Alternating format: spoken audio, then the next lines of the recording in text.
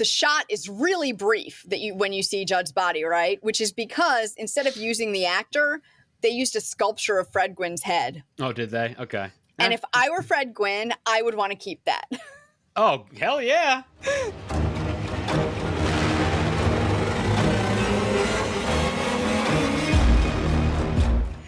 Hey peeps, this is the Scary Movie Project, the podcast where we talk about scary movies, share our perspectives as filmmakers, and raise our spoilers from the dead.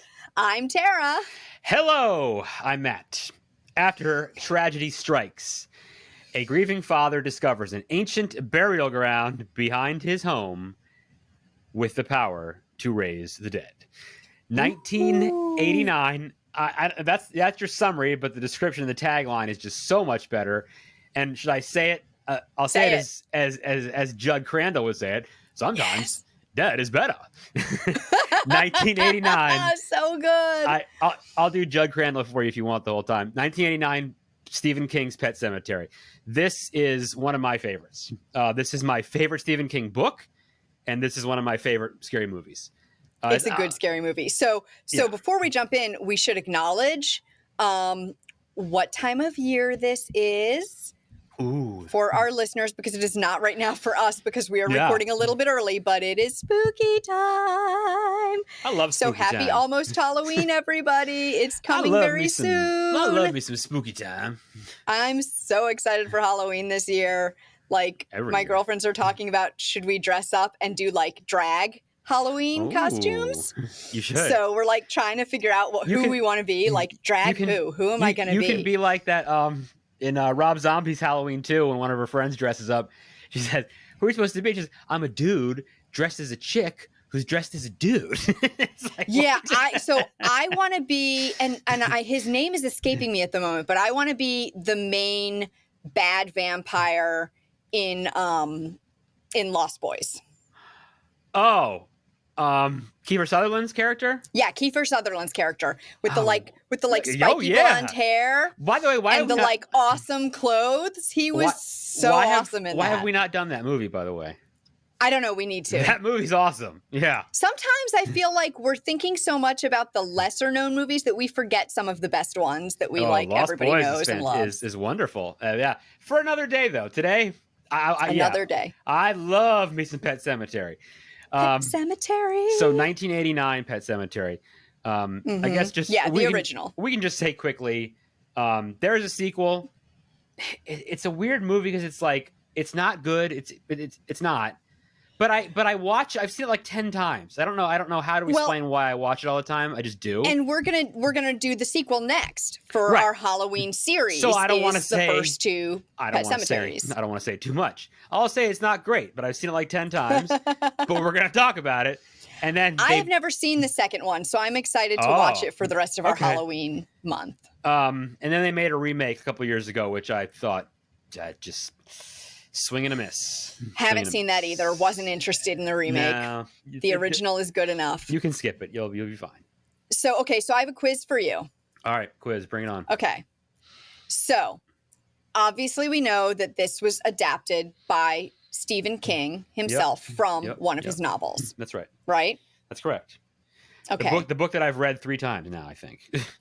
So my quiz for you is, what is the first filmed screenplay that he adapted from one of his own novels? Carrie? It should be really easy because we're talking about it right now. This was wait, no. How is this that? This was his first filmed screenplay that he adapted. I'm sorry. I'm thinking of the book itself. I didn't understand your question. That he adapted from his book. All right, got it. I'm sorry. I did not follow the directions on that quiz. I fail. I fail. And of course, we know he also has a cameo as the minister at the funeral. I love that which part. Which is very cute. I love that. But I want to talk, before we get into the whole movie, a little bit about the director, because she's Mary Lambert. Cool. Mary Lambert. She's so cool. So do you know who was originally set to direct? No, I don't. Okay. George A. Romero was the original director. I think maybe I did hear that. That would have been pretty interesting, huh? Yeah, but then filming was delayed and he had to drop out. And that's when Mary Lambert stepped in and he directed Monkey Shines instead. Yeah, I've seen that a long time ago. I don't think I remember much about it, quite frankly. This was the much better. The great thing, maybe trivia also. The great thing about this movie is it's shot in Maine. It's fabulous. It's shot right near where he lives, which is part of why he was able to just be a cameo. Ellsworth, Maine. Yeah. So this is also so cool. That's what I love about it. Only her second movie. Yeah. I think her first one was something called Siesta. I can't answer that.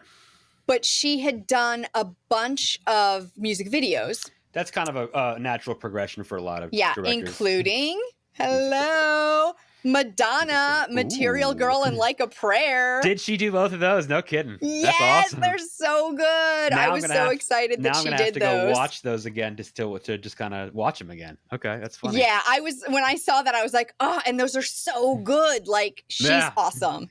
Yeah.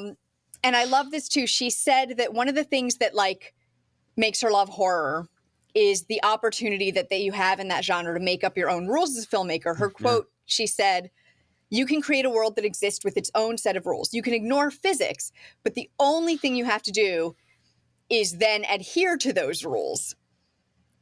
Okay.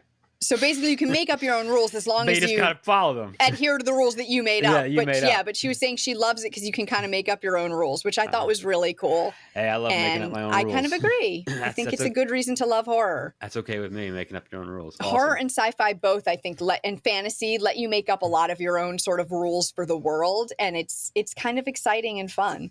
Sure. Yeah. Yeah. Yeah, Mary Lambert, and then she did the sequel too, right? You know, I'm not sure if she did the sequel or not. I think she did. We'll have to find out when we do the sequel. Wait, yeah, I should know that, but I don't remember. I think she did. Anyway, yeah. Yeah, we'll have to figure that out when we do the sequel, I guess. Interesting if George Romero had done it, though. All right, so many things to talk about in this movie. Yeah. What do you want to start with, Matt? What do I want to start with? Mm-hmm. Am I queuing you up here, or like how am I just doing like that? what's your like big like, oh, I got to talk about this. Oh, dude, I mean, just you know what it is? It's the idea. It's this mythological. That's not the right word.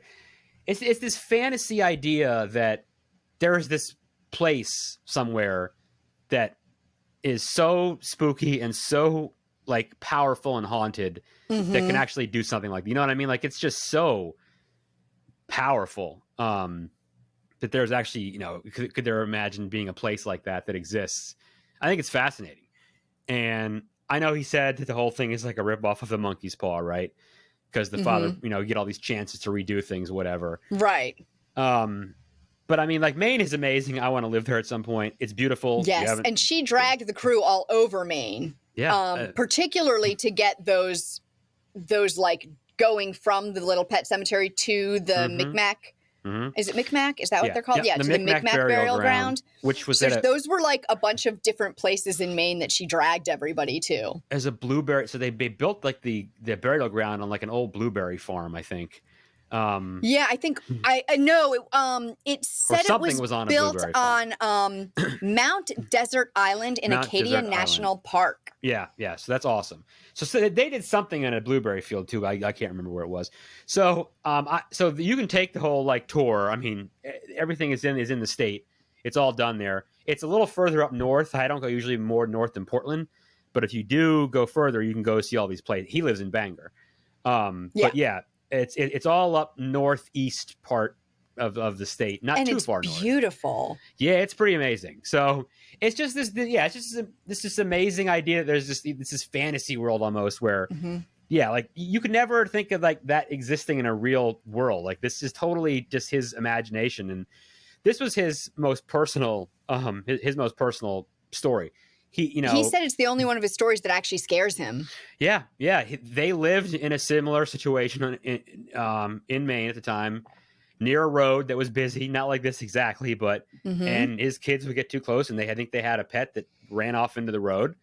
So a lot of it's taken from real life. I think theirs might have been a dog. Yeah, I think it might have been a dog. There are definitely some differences. I mean, of course, between a book and a movie, I get that. There's more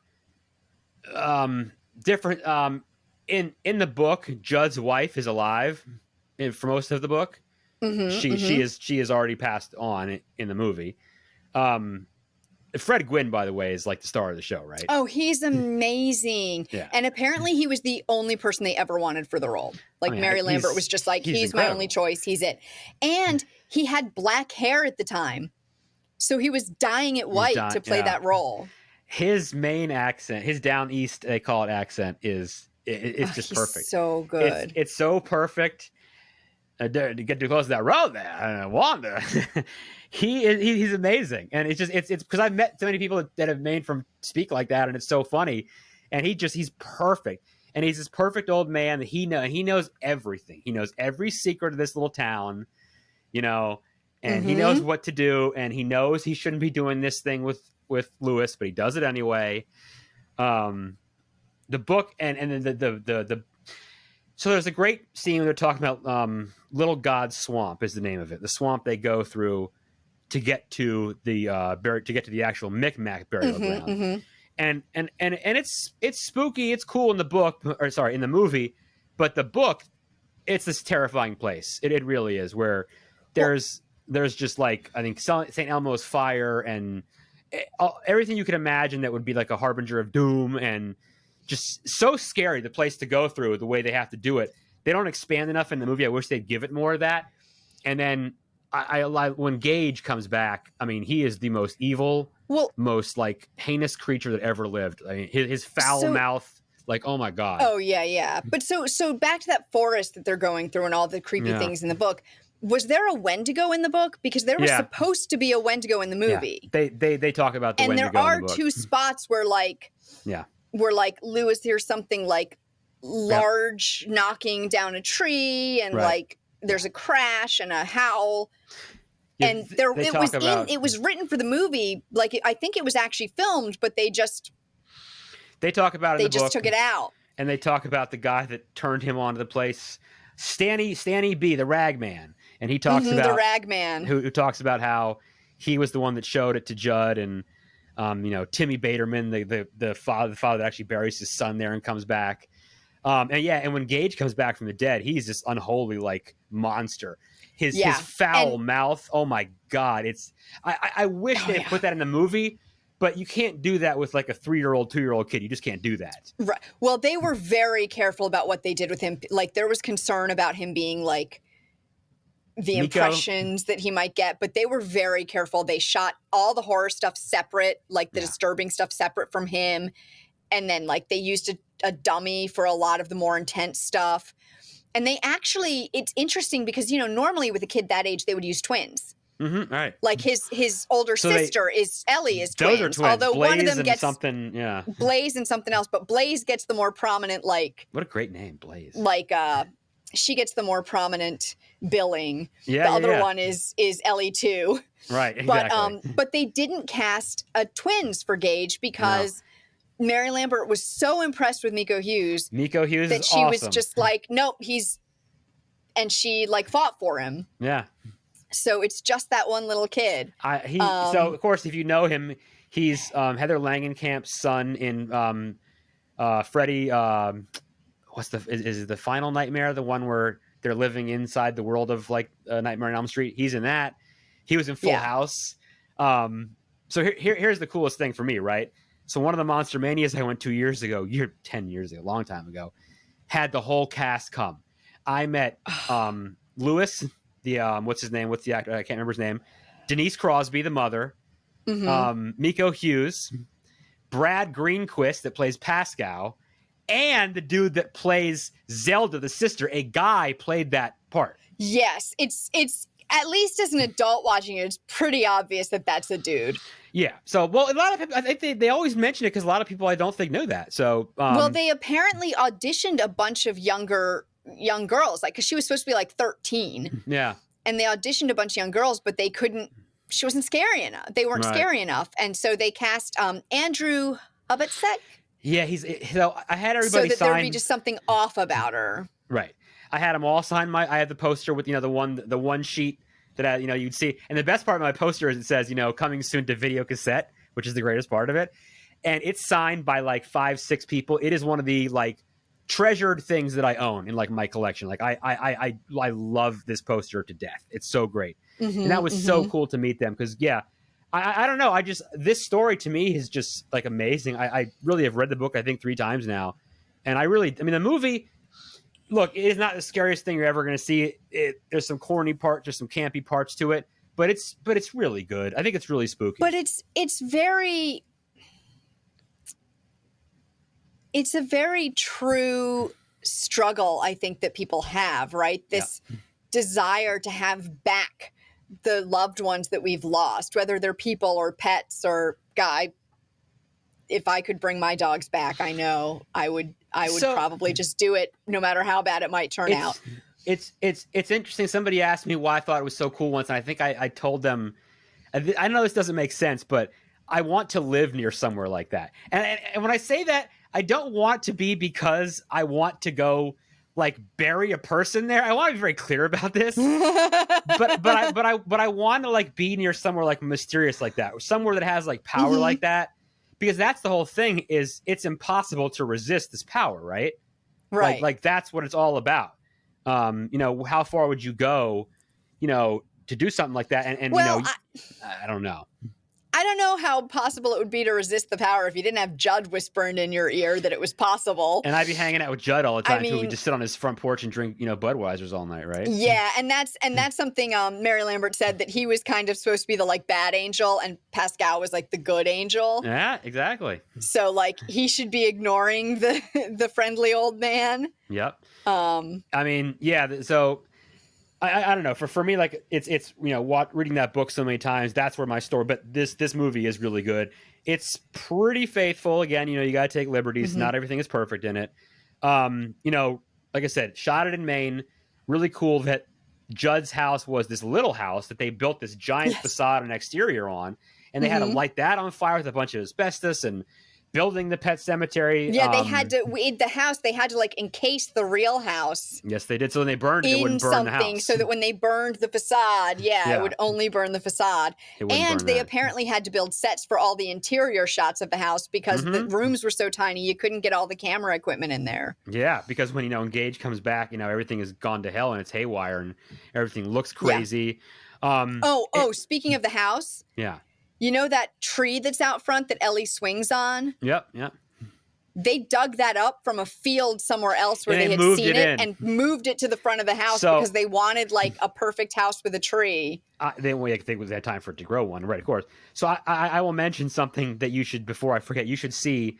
There is a wonderful documentary called Unearthed and Untold: The Path to Pet Sematary.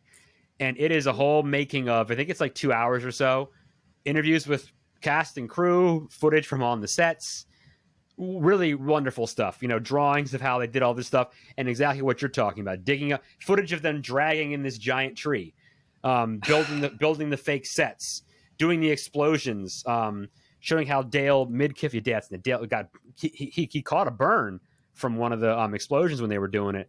They were showing So, for me, I love to watch stuff like that. These special features, it was fantastic. It's kind of funny that they have all those special features behind the scenes stuff, but apparently they lost the like extra deleted scenes. Did they really? Yeah, like that's why people haven't seen them. They apparently just got lost somehow. I would definitely like to see some of that stuff. I would love to see the Wendigo scenes. So what about the scene that gets everybody? This is one they always talk about. What about the Achilles tendon slice? That's the one that gets... so bad. That's the one that gets everybody. Although I did get to do an Achilles tendon slice when I was a bad guy in women's studies. Yeah, I don't know, man. I mean, I know it's not real, but that's a tough one to look at, a tough one to do. It makes me flinch every time. Like, even seeing it coming, I'm like, oh, God, no.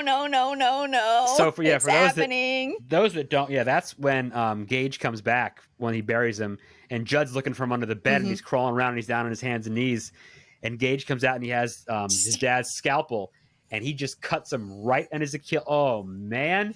And then he jumps up and cuts him across his mouth, and then he just finishes him off. Oh, that's so bad. That's a pretty gnarly scene.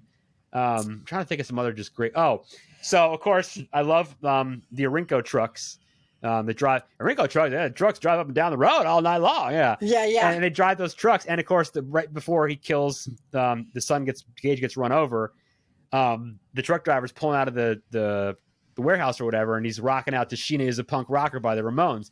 Stephen King loves the Ramones, right? Mm-hmm. Now I don't love. Well, so do you know they wrote and performed the theme song at the end? So I was gonna get to that.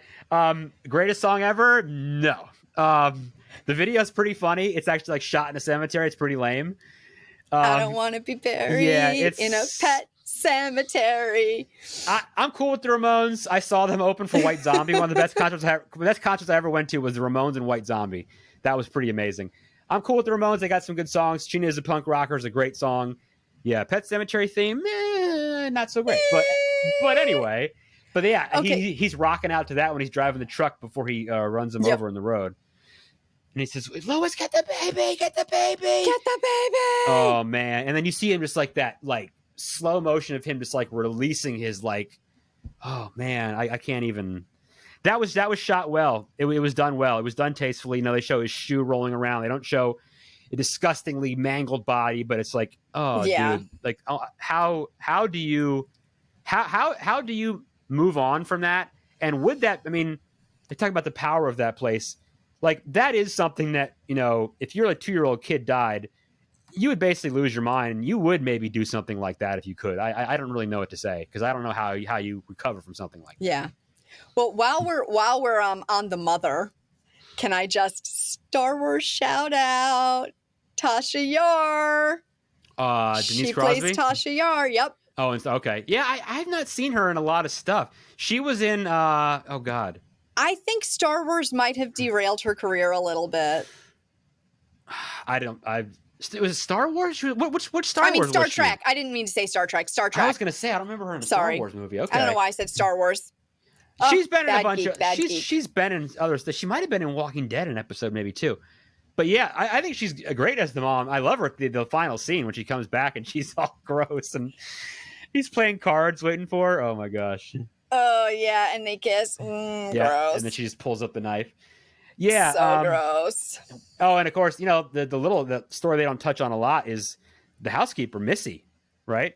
Yeah, Missy's kind of just like randomly there, like, and apparently in the book she doesn't commit suicide. No, I forget what happens to her. I don't remember what happens to her. But she's got stomach cancer, I guess. Yeah, and she's kind of like and I a love weird throwaway. She's got the accent down too. How's your stomach today? No better, no worse. Yeah, you're so good at that accent. But Judd, man, no better, no worse. No See, better, I can't do it like you can. No better, no worse. Hey, Doc, come on over here. I'll be on and have a beer. Have a beer. I'm gonna go over yonder and have a smoke. Each barrel's his own. It's that damn road. But yeah, he's amazing. Yeah, but Missy is she's kind of extraneous. I wonder if there was more for her. I'm blanking on her from the book, and I feel bad about that now. I'm just totally blanking on it. What is that actress's name, by the way? She's done a bunch of stuff. Missy, what is her name? Susan Blomert. What have I seen her else in some other stuff? I can't remember for sure though, but let's see. What have you seen her in? And then, of course, Church, the cat Church. They did some cool tricks. You have seen her in the X-Files? I haven't, but okay. Maybe. Oh, sad. John Wick, Chapter 3. No, I haven't seen that either. Anyway, I mean, I know I've seen. She's been in plenty of movies, TV shows, and movies. She's definitely. Yeah, I think she's had small parts in a lot of things. Yeah, she has. So, yeah, Church is great. I mean, I love the cat. They used a couple cats, I think, right, for this. They used like 7 cats or something. And some really cool trick they did, too. I don't know if you read about this. To get the cat's eyes to go, they flip the glass inside the camera to get to reflect the eyes. I never even would have thought something like that. And shine the lights in. Isn't that amazing? And, of course, Pascal, because their eyes are really reflective. They are. I just never would have thought to, like, do something. I never thought of that. And Pascal is great. They were 7. Apparently, they were British short hairs. Mm-hmm. And they were each trained to do a different specific action. One was like the one that would go chase you, or the one that would climb the tree, or the one, right, the one that would cuddle with you, or something like that, right? Yeah. Yep. Yeah. Winston Churchill, and Pascal. We love Pascal, right? Because he's like this dead guy, but he's awesome Pascal's because great, but he's He's great because well, okay. because he knew because Lewis was trying to help him, so he's like, I'm going to help you. So let's talk about the that. The barrier was not meant to be crossed. Not meant to be crossed. But Lewis! Ellie has these dreams, right? Yeah. Which are not made much of in the movie, but apparently it's made more of in the novel that she's psychic. Yeah. And I wonder if Lewis has some of the shining too, and that's why he's able to see Pascal. So some of those books intertwine, like some of these stories in Maine talk about. He uses the shining a lot.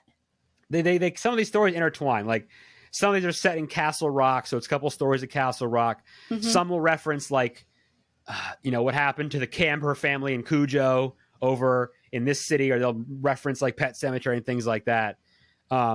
There is a sign for the dog, the rabies sign in the hospital when they take Pascal in. There's a Cujo, a picture of Cujo. He's pretty beat up too, man. His head is pretty gnarly, isn't it? He's pretty gross. Whew, it's gross. Yeah, that's some pretty good makeup they did, and those some pretty interesting running shorts he's got there too. But yeah, I love that he keeps showing up. I think he's kind of spooky enough.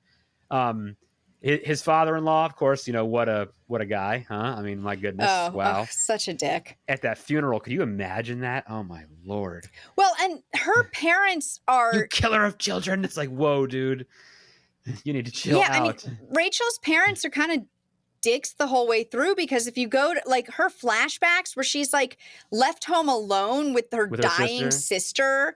Like, what does she have, spina bifida or something? Spinal meningitis. Spinal meningitis. Okay, so she's like all, pardon my French, fucked up. Never get out of bed again. Never get out of bed again. Never get out of bed again. That's like when she turns around and like chases her. That was scary. Like, but even if she didn't do any of that, even if she just laid there and was sick, she's dying of a horrible disease. That is a scary position to put a little kid in. I mean, how could you possibly leave your kid? How could you do that? It's terrible. Oh man! And then there's that creepy painting with like the little sister child as a toddler. Yeah, so apparently that is supposed to be the sister as a toddler. Oh, that picture. Okay. Zelda. It's supposed to be Zelda, the sister as a toddler, and that when Gage comes back and he's wearing that outfit and he has the little cane. Yep. It's supposed to be playing on Rachel's fear that her sister will come back and get her. And that's what she's afraid of death like the whole time. She never wants to talk about it. She's terrified of it, obviously. She hates the Pet Sematary. She's very angry that they went there. That death is not, I mean, look, something like that happens to you. I think I can understand how you would, obviously, it's very traumatic. That's that's the whole thing is about. It's, I mean, but it makes for there's definitely some good scares. I think they play it well. I mean, that's a very tough thing to do. How do you kill off like a little, a 2-year-old kid, like a character like that? And how do you make it seem serious? And how do you keep making it? That's a very serious subject matter, right? That's not just some random, adult male being killed or something. It's a baby. Yeah, it's a very hard. Well, I think, it has to be the kid, right? Because they have to be so driven to bring him back. Right. Like it has to be, it almost couldn't be anything but your own child to drive that like desperation to bring them back from the dead. Right. And then, he does it with his wife too, but by then he's crazy. He's crossed the barrier. Well, he's lost his mind at that point. At that point he's losing it. I like how they really describe it well too in the book, how he digs him up. I mean, they really talk about how he gets into the cemetery and what he brings and how he does it. They go into detail about, again, the one thing I just wanted more was I really wanted more description of that walk from the Pet Sematary to the burial ground. I wish they had just gone deeper into that. But it works. It's fine. It's definitely spooky. I mean, I was pumped for that remake too. I really was, because I really wanted to see what they could do with it. And it wasn't awful. I don't know, I'm rambling about that, but at the end, it fell apart for me. I don't know. It got kind of weird. The remake, I'm saying, sorry. Okay. Yeah, I haven't seen the remake, so I don't know. No, I'm just rambling about it. I avoided the remake. I was like, I don't really need a second movie of this. I went to see it in the theater. I don't need the same thing. I went to see it in theater. I really wanted to see it, and I liked a lot of it. And at the end, I was just like, I don't know if I feel about this. So, well, what did they do at the end that was different? it was just weird. It got kind of corny. It got stupid. It kind of was almost making fun of itself in a way. I don't want to. I mean, I don't want to sit here and ruin that movie because somebody might want to watch it. Go watch it, right? It kind of got carried away at the end. They used the whole idea of the film and kind of made fun of it in a way. Okay. So, and then I like, the whole burial ground thing, the big thing in the 80s is movies with these, Indian burial grounds and what, the trope of that and how, I don't know, it was used often and what it actually means and things like that. But I don't know, man. I just, there's a lot of great lines in that movie. The ground is sour and all. The ground is sour. There's just so many. What is it? A man's heart is different than a woman's. Stonia. No, he says, his man's heart, Lewis. Stonia. Stonia. Stonia. He says, man grows what he can and tends to it. Yep. Yeah. Judd is so great. And you're almost kind of sad. He has some great lines. You're almost kind of sad when he dies at the end, really, because you're like, oh, no, we love Judd. He can't die. So no, Judd is great. Yeah. Yeah. Sad when Judd dies. But I think that this, I don't know, there are throngs and throngs of fans that I just think really love this movie. Oh, yeah. It's a great one. It is. It's not overly scary. It doesn't have like jumps and stuff, but I think subject matter of it is just what's kind of just so interesting because what do you do with that book? Because reading it's one thing, and trying to imagine like, oh man, how would you make this? Yep. Is, wow. Because like Stephen King, he didn't want to mess with it. Like it freaked him out. He didn't want to, he thought he couldn't write it. He didn't think he could publish it. He thought, Well, he put it away, and then his wife was like, no, this is really good. You got to publish this. Yeah, you got to do it. But he's like, it's personal for me. I don't think I can do this. So, you were talking about Judd dying. I have another little tidbit about that, which is that when Lewis discovers his body, the shot is really brief when you see Judd's body, right? Which is because instead of using the actor, they used a sculpture of Fred Gwynne's head. Oh, did they? Okay. And if I were Fred Gwynne, I would want to keep that. Oh, hell yeah. I would definitely want to keep that. It would be weird as hell. I would be like, can I please have it after the movie's over? I need this mold I would of like my to head. have this. Yeah. It would be weird, but it would definitely be cool to keep. Okay, so you got trivia? Do you know? Go ahead. Yeah. Do you know what is special about the opening credits, the children's voices who recite the little epitaphs for their pets? Oh, when they're like, here lays such and such a great dog for 20 years or whatever, like that. Do you know the trivia for that? Was it one of Stephen King's kids or something? No, I don't know. So one of the voices is Jonathan Brandis, who starred in It as the young Bill Denbrough. Yes. Well, that's a sad story about Jonathan Brandis, unfortunately, but because we won't get into that. But okay, interesting. We can get into it. What happened to him? I don't know. Oh, he killed himself. Oh, that's really unfortunate. When he was like 30 or something. I don't even think. Yeah, I don't even think he was 30. Yeah, he was in It. He was in that NBC show, that fantasy show. He was huge. He was like a teen heartthrob. And I don't know if he had drug problems, but he had some really big depression and he ended up killing himself. Poor thing. Okay, I did not know that though. So yeah, he was one of the voices there. Okay, cool. Which I'm guessing was before he started getting big. Well, 1989, I don't know how old he would have been now. And it was 1990, so... He probably wasn't even 15 years old, I don't think. Yeah. At the time. Yeah, he wasn't a little kid, but he wasn't, yeah, okay. Yeah. So there you go. There's that. When you watch that documentary, you get to meet the woman who, where the pets, I think it was on her property. And so she takes you back there. And now it's just a bunch of green space. There's nothing left of it. You would have no idea where it is anymore. That's so cool. It's pretty cool though. Yeah.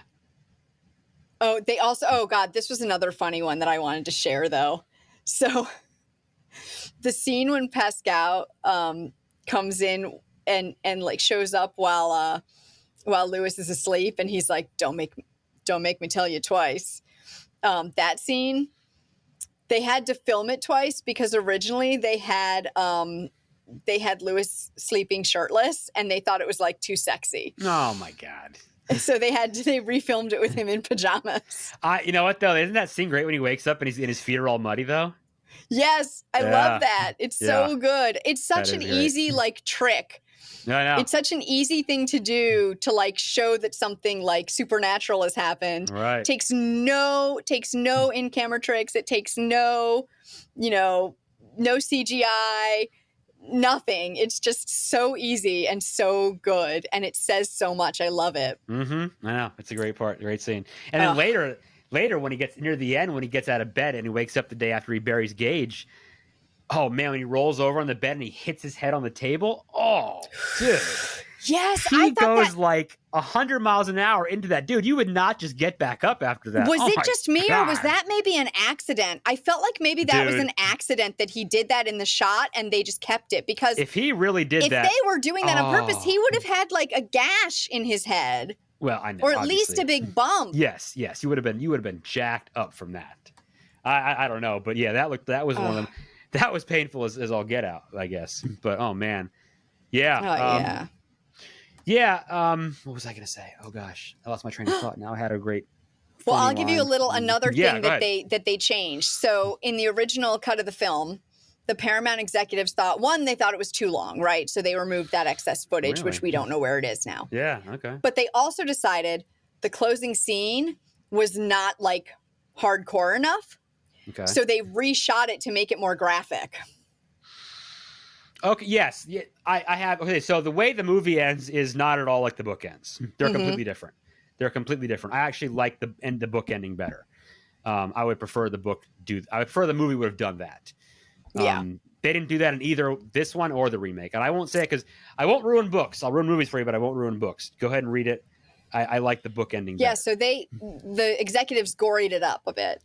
No, I'm fine with that because the ending is good. I like it. I do like it. Yeah, she's all gnarly and gross and oh man, that's a great ending. I love it. Oh, one more thing. Yes. Do you know who was the first choice for the role of Lewis? Well, I didn't know who Dale Midkiff was, and he really hasn't done a lot since, I don't think, quite frankly.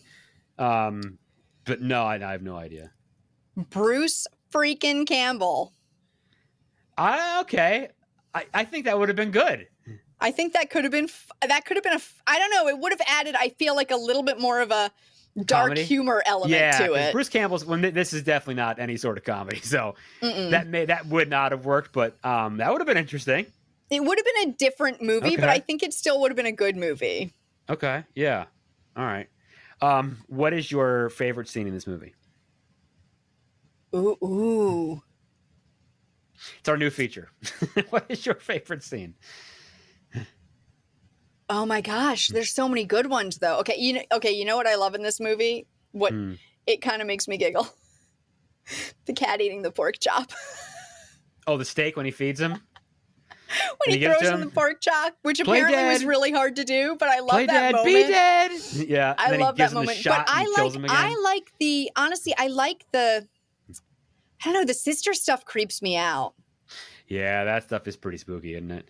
I like the sister stuff. It creeps me out. I was thinking, in the movie, it's, the cat and the Timmy Baterman, the guy that buries his son, and then Gage. In the book, somebody buries a bull up there in the burial ground. Yes. Oh, God. Yeah. Well, okay, so what's your favorite scene? I think... What is my favorite scene? I mean, you asked me. You have to expect to be asked. I guess it has... no, I'm thinking. I guess it has to be when they first get to the burial ground and you see the overhead shot of it.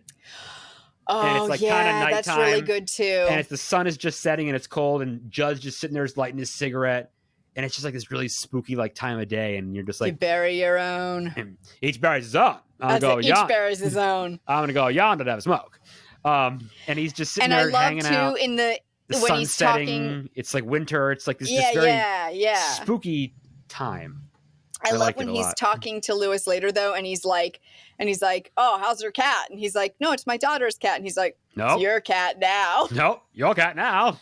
Your cat. You're so good at the voice. I love it. Your cat now. He tells him. Yep. And And when he's, when they're after the funeral and he's so sad and he slams him, I may have murdered your son. And he's like, I think it's my fault. And then he tells him, of course, about how, he buried a person up there. And oh man, that was a pretty wild scene too, of course. I like that too. Yeah, there's a lot of good scenes in this. When they first show the cemetery or the burial ground, I think that's one of the cooler scenes, I think, in the whole movie. Yeah, that is actually that wole journey to the burial ground and then the burial ground itself.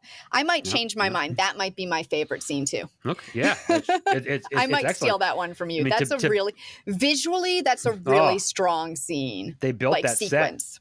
So I'm going to make the trip up. I'm going to, like I said, go a little further north next time when I go to because you can see the house and everything's there. I want to say the burial ground is still there. I don't know for sure. So I will try. I'll find it. I'll go check it out. I will pictures. Oh yeah, there will be photos. I don't know when I'm going to go do this yet, but hopefully sooner rather than later. Yeah, this is just a really cool movie. I think it's spooky. Again, I love the idea of the power that you can be able to bring anything back. It's the power and it's the curse. Well, I would say it's the draw of it. It's the temptation to use that power. Yeah. Even though it's a dark power, it's not good. Yeah. Well, sometimes dead is better. Yeah. On that note, that's pretty much, it's one of those things. It's moral of the story. Dead is better. It's so interesting. Like because my mind is always just working in, it's always thinking of one of these movies or something spooky. And this was like the worst time for it to cross my mind was, because this, not everyone knows. I had a very personal loss lately. And that just came. It's horrible to say that, but that story came to my mind. It just did. But it's nothing more than wow, this happened, and you would never think to actually do this. But then you wonder, what if this place was real? Right? You're right. Would I be that tempted to do it? Would you do this? And yeah, like you said, if you had a child that died. Oh my God! What do you do? I'm telling you, I think I might be tempted for my dogs. I'm telling you, man. It's like crazy. I really to think about might. It. And it makes you want. That's the interesting thing about it too, is making you think about. You're left with thinking, what would I do? I would do my research though, and find a burial ground that had not gone sour. Good luck. But I would have to do some research and be like, there's got to be one out there. I would probably become totally obsessed with the reseach and never end up doing it because I would never find the one that was clean enough to use. Because I think that kind of defeats it. Because I think part of them coming back is the evil portion of it. That's kind of why it went sour. But it's because the ground went sour. He says it's because the ground went sour. But I don't think you. I don't know. I don't think it's probably something you want to mess with overall. So probably not. I don't think you want to play around. I mean, I think that's the whole point of the movie. I know what you're thinking, Lewis. Man thinking thoughts. Best not said out loud. All right. So up next, Pet Sematary 2 in our Halloween celebration. Woo! Yeah. And you haven't seen it, you said? I have not seen 2. Okay. So I'm excited to see Pet Sematary 2. Like I said, it's not great, but I enjoy watching it every time I've seen it for some reason. So.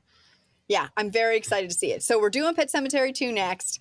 So don't forget to subscribe so you don't miss that next episode. And rate and review us on Apple Podcasts or, I don't know, wherever the hell you're listening. Whatever, so more people can find us, wherever it is. And send us your movie suggestions and your thoughts on the movies we've watched so far at thescarymovieproject@gmail.com. And you can follow us on Facebook and Instagram at The Scary Movie Project. Peace out. Sometimes dead is better. The Scary Movie Project podcast is produced by Tara Garwood and Matt Lulich. Learn more at thescarymovieproject.com.